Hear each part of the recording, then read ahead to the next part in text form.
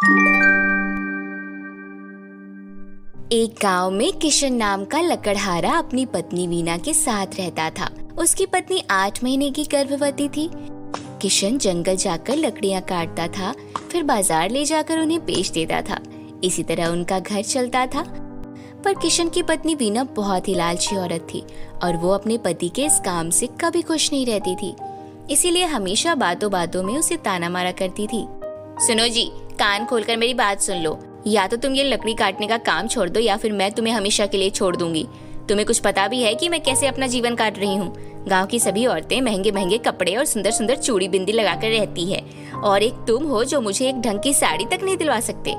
तुम्हारी वजह से गांव की औरतें भी मुझे देखकर मेरा मजाक उड़ाती है। अगर मुझे पता होता कि तुम ऐसा 2 कौड़ी का काम करते हो तो मैं तुमसे कभी शादी नहीं करती। और हाँ, तुम्हारा नसीब अच्छा है जो तुम्हें इतनी खूबसूरत बीवी मिली है। कभी कभी तो सोचती हूँ कि दूसरी शादी कर लूँ और हमेशा हमेशा के लिए तुमसे छुटकारा मिल जाएगा। वीना, इसमें मेरी कोई गलती नहीं है। मैंने तो कभी तुम्हारे पिता से कुछ नहीं छुपाया। तुम्हारे पिता को हमेशा से पता था कि मैं एक लकड़हारा हूँ और इसी से मेरा घर चलता है। यहाँ तक कि मेरे पिता और मेरे दादाजी भी शुरू से यही काम करते आ रहे हैं, तो मैं अपना पुश्तैनी काम कैसे छोड़ दूँ? ओहो, कह तो ऐसे रहे हो जैसे कितना बड़ा खानदानी काम करते हो। और हाँ, ये बताओ, तुम्हारी हिम्मत कैसे हुई मेरे पापा पर आरोप लगाने की? तुम कैसे कह सकते हो कि उन्हें तुम्हारे इस काम की बात का पता था और फिर भी उन्होंने मेरी शादी तुमसे करवा दी? मैं तो इस बात को मान ही नहीं सकती। देखो वीना, तुम मानो या ना मानो, मगर ये सब सच है। तुम्हें अपने पापा की दौलत पर घमंड हो गया था और ये बात तुम्हारे पापा को पसंद नहीं थी। इसलिए उन्होंने तुम्हारी शादी मेरे साथ करा दी ताकि तुम्हें एहसास हो सके कि हर चीज पैसा ही नहीं होता। ये कहकर किशन लकड़ी काटने के लिए जंगल चला जाता है और वीना इस बात से बहुत गुस्सा होती है और वो नाराज होकर किशन को बिना बताए ही अपने पिता के घर चली जाती है।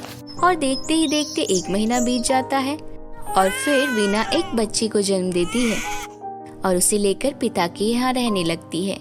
वीना के पिता नंदकिशोर अपनी बेटी को अपने घर में नहीं रखना चाहते थे।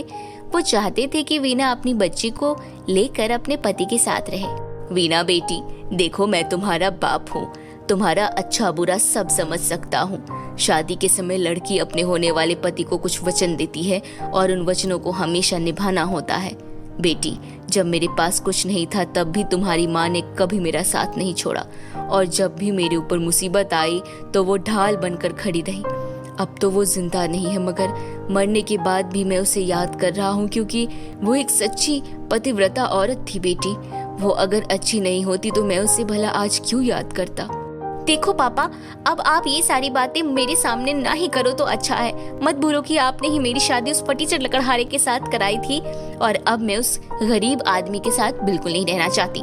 ये मेरा फुल एंड फाइनल फैसला है। मैं यहीं रहकर अपनी बच्ची को अच्छे से पाल पोस कर बड़ा करूंगी और एक बड़े खानदान में इसकी शादी करवाऊंगी।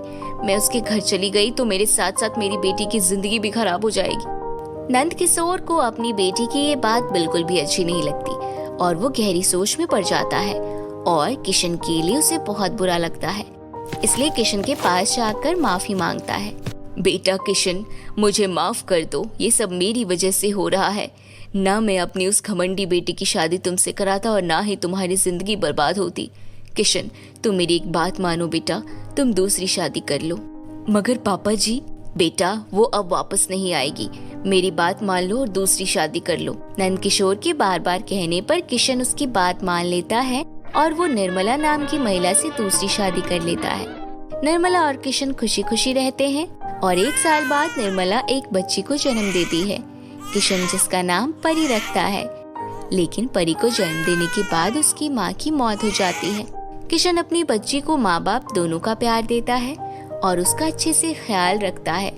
एक दिन किशन लकड़ी काटने के लिए जंगल जाता है तो उसे वहाँ बहुत सारा खजाना मिल जाता है और किशन अमीर हो जाता है। एक बड़ा सा घर खरीदकर उसमें खुशी खुशी रहने लगता है। किशन की पहली पत्नी वीना को जब ये बात पता चलती है तो उसके मन में लालच जाग जाता है और वो उसके पास पहुंच जाती है। मुझे माफ कर दीजिए, मुझसे गलती हो गई। आखिर मैं आपकी पत्नी हूँ। ये देखो, ये हमारी बेटी है, कितनी बड़ी हो गई है ना। अब आप मुझे माफ कर दो जी। अच्छा, तो आज मेरे पास पैसा हो गया तो अब तुम मेरी पत्नी और ये हम दोनों की बेटी हो गई। ये बताओ, जब मुझे तुम्हारी जरूरत थी तब तो तुम्हें मेरी याद नहीं आई, और आज जब मैं अमीर हो गया हूँ तो तुम पतिव्रता बनकर दिखा रही हो। नहीं जी, ऐसी बात नहीं है। मुझे अब अपनी गलती का एहसास हो गया है, इसलिए मैं आपके पास आई हूँ। मुझे अपना लीजिए जी, मैं अब कभी ऐसी गलती दोबारा नहीं करूँगी। अच्छा ठीक है, लेकिन इस बात का ध्यान रखना, मैं अपनी बेटी के लिए ही तुम्हें अपना रहा हूँ। ये कहकर किशन वीना को फिर से अपनी पत्नी का दर्जा दे देता है और अपने साथ रख लेता है। मगर किशन के पीठ पीछे वीना अपना असली रंग दिखाने लगती है। वो परी के साथ अच्छा सलूक नहीं करती थी और उससे घर का सारा काम भी करवाती थी। और ऐसे ही कुछ साल गुजर जाते हैं। अब दोनों लड़कियां परी हो जाती हैं। परी बहुत खूबसूरत दिखने लगती है, पर कोमल दिखने में ज्यादा अच्छी नहीं होती। इसी बात से वीना चिढ़ने लगती है। ये लड़की अगर जिंदा रही तो मेरी बेटी कभी आगे नहीं बढ़ पाएगी। इसकी सुंदरता के आगे मेरी बेटी की चमक हमेशा फीकी लगती है। क्या पता कल को उसकी शादी करने में भी परेशानी आए। इससे अच्छा तो मैं इस मनहूस को ही ठिकाने लगा देती हूँ, फिर ना रहेगा बांस और ना बजेगी बांसुरी। वीना रसोई में जाकर गैस सिलेंडर का पाइप काट देती है और जाकर परी को खाना बनाने के लिए किचन में भेज देती है। परी जैसे ही खाना बनाने के लिए लाइटर जलाती है, सिलेंडर में आग लग जाती है और उसका सारा शरीर आग में जल जाता है और फेस भी खराब हो जाता है। परी रोते रोते हमेशा के लिए घर छोड़कर चली जाती है और चलते चलते एक सुंदर नदी के पास पहुंचती है। वो वहाँ रो रही होती है, तभी एक परी वहाँ प्रकट होती है और कहती है, बेटी तुम रो मत, मुझे सब पता है कि तुम्हारे साथ क्या क्या हुआ है। तुम अब परेशान मत हो, मैं तुम्हें एक जादुई फेस क्रीम देती हूँ। तुम अपने सारे शरीर पर लगा देना, फिर तुम पहले जैसी हो जाओगी। अब तुम अपने घर जाओ, अब तुम्हारे साथ सब अच्छा होगा। परी घर जाकर उस जादुई क्रीम को लगाती है और उसे लगाते ही वो पहले जैसी हो जाती है। अरे वाह, ये तो सच में बहुत ही अच्छी जादुई क्रीम है। इसे लगाकर तो मैं बिल्कुल पहले जैसी हो गई। परी की सौतेली माँ वीना ये सारी बात किचन में खड़ी होकर सुन रही होती है और वो चुपचाप जाकर वो जादुई क्रीम उठा लाती है और उसे अपनी बेटी कोमल को फेस पर लगा देती है। ऐसा करते ही वे दोनों बहुत बदसूरत हो जाते हैं और बहुत पछताती है वो। वीना अपने किए के लिए किशन और परी से माफी मांगती है, पर वो उसे माफ नहीं करते और वो हमेशा के लिए बदसूरत हो जाती है और अपने किए की सजा भुगतती रहती है।